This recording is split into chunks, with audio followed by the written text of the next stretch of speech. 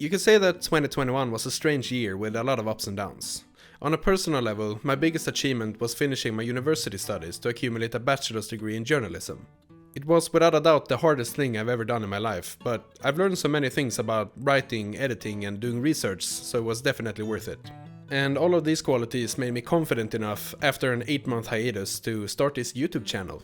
The pandemic was the only constant in my life, and it had a really negative effect on my well-being for sure. And from a gamer's perspective, it has pushed back many of our anticipated games straight to 2022, which is in a way understandable.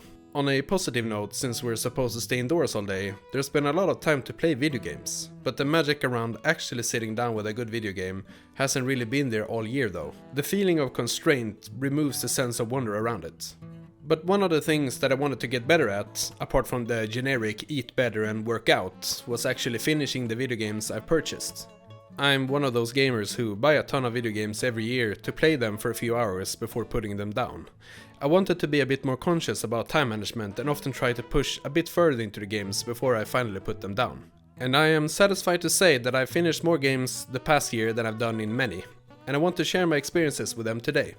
So here we go. This is a recap of my gaming year, where I speak shortly about the titles I finished, making 2021 one of the better gaming years I've had in a long time. More like a these are the things that kept me going kind of video. So the first game that I remember playing in 2021 was Monster Hunter Rise. I convinced myself not to play it, but when I walked past the game store on release day, I just couldn't hold myself out of it. I had fond memories of Monster Hunter World, the previous game in the series. This was during my final exam in the university, and I needed a game that you could pick up and play on occasion for very short bursts. I'd say that this game filled that void for me. The story is forgettable, but you don't play these games to get impressed by the plot points. It's 100% gameplay, and this game really aced what it set out to do. I had a lot of fun for the 30-something hours I spent with it, but I find it hard to go back to it when I haven't played it for many months. Hopefully I'll get back into it when the expansion releases this summer. It released on PC a few days ago, and for the non-Switch users out there, you should try it out. It's awesome. I had just arrived to work one day in early July when a friend of mine contacted me, telling me that he just ordered a PlayStation 5 from a local retailer. The FOMO kicked in instantly, and I quickly opened their website, knowing that I only had a few minutes before all of them were sold out. I ordered one directly, not really believing that I'd actually been that lucky. It seems like I was, because 2 days later I received a text message telling me that it was ready for pickup. I hopped on the subway and picked it up, together with a copy of Ratchet & Clank Rift Apart. The PS5 is an awesome piece of tech, and it truly feels like I'm playing something next generation, especially when booting up the titles that are made for the PS5 natively. Ratchet & Clank feels like a game that was made for me. It's one of those games that takes you straight back to the PlayStation 2 era. It's modernized, but it stays true to the series' origins. I have fond memories of the first trilogy on the PS2, and this game served well to invigorate my love for the series. It's on the shorter side, but every minute of the game feels like it's filled to the brim with content. Also, the introduction of the new character Rivet was a really good idea. I honestly hope for a spin-off or something with her as the protagonist. When it comes to 2021 releases, Ratchet & Clank was probably my favorite last year. However, it wasn't really the best game that I played last year. Because that was Ghost of Tsushima.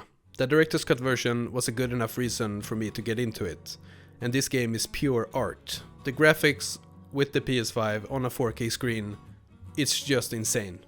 The gameplay is really good too, and it kept me engaged for the 50 hours I spent with it. Also, the story is a really memorable and a touching one.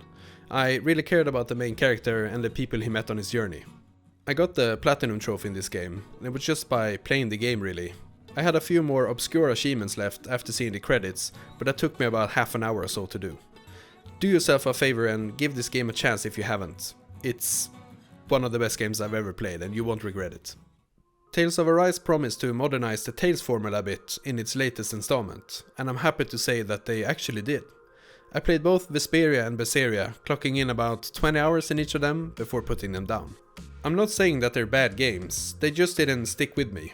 Arise did, however. It's a pretty good story with an awesome colorful world to explore. Actually, the story took me to places I didn't expect at all, and it also took a lot of twists and turns that kept me guessing. It's definitely an experience you should consider if you like JRPGs. It took me about 40 hours or so to complete, and I didn't really go out of my way to do everything in this one. I sold my launch model of the Nintendo Switch from 2017 to buy the new OLED version. Even though it wasn't the upgrade we had hoped for with some kind of magical 4K upscaling property, it's a nice quality of life upgrade. The OLED screen really gives the games more visual depth with the really dark blacks. I enjoy this when I play games like Hollow Knight or Metroid Dread. Also, the better battery life is also really nice. It's now clocking in at 4 hours instead of 2, and I really don't regret the decision to get it. Talking about Metroid Dread, this one was a surprise for me. I haven't played a lot of Metroid games over the years. The only one I can remember playing was the original Metroid game for the NES, when I was like 5 years old. I felt like I had to give this game a chance, especially when the media gave it really good reviews. I won't comment on the story since I'm not really invested in it, but I can say that gameplay wise, this is probably one of the more well designed games I played in years. Sure, there are a few boss fights that really ruin your day, but all in all, it feels kind of fair. Even though it's a Metroidvania game, it's fairly linear, which makes progression a bit faster. There are also possibilities to backtrack with your new special abilities to unlock more secrets, if that's to your liking. If you die, you'll most likely respawn right outside of the boss room, which is a blessing for an impatient gamer like me. Even though it's really hard, Metroid Dread really respects your time. Bayonetta was a strange game for sure. It's a really cool, spectacular fighter with an over-the-top, crazy narrative. It also has a weird sense of sexuality that's really off-putting. It's one of the classics, and when Nintendo announced a third installment in the series, I wanted to try out the other games. All in all, gameplay in this game is really cool, but there's just too much unmotivated sexual tension in this one to not make me question what I'm doing with my life. Oh, and I played Pokemon Shield as well. It's just another Pokemon game really. I was a bit late to the ball with this one and it played just like I expected. It's just kinda boring, linear, and it never surprised me. Overall, the biggest issue the game has is the lack of story. Don't get me wrong, there is a quite serious narrative happening in the background, however, you are rarely a part of it, because the characters around you just tell you to go to the opposite direction whenever something happens. It's frustrating, because there is a lot of potential here.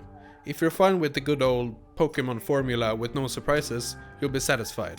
However, if you expect some kind of development, there is really nothing to find here. I played Psychonauts 2 on my Xbox Series X as well. It's one of the better games that I played in 2021, and the first video I made on this channel was actually on this game. I distilled my thoughts in like 5 minutes, and you should definitely check it out. I'll make sure to leave a link to the video in the description.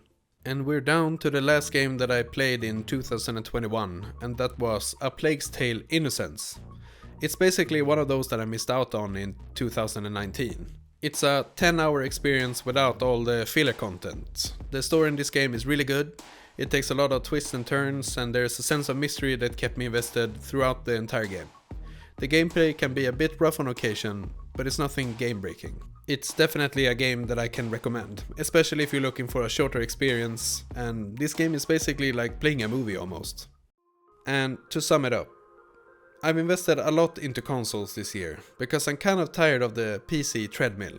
When working full time, it feels like a blessing just to be able to play an optimized experience right out of the box. It also helps playing on a 4K TV instead of a PC monitor. So when I play a game, I pick up a controller and I'm back into the fray after about 5 seconds. Since I almost never play shooters or FPS games, there's rarely a benefit for me to play PC games. I still need a PC to edit my videos though, and for multiplayer games like Dota 2. It's an expensive hobby, but with the usage I'm getting out of it, it's probably a justifiable investment. Or maybe I'm just trying to tell myself that. Thank you for sticking with me till the end. What was the best game that you played during 2021? Please comment down below. If you think that I missed out on a banger game, please tell me all about it. Also, if you enjoy this kind of content, consider liking and subscribing to my channel. And with that said, I'll see you guys in the next video. Ta-ta!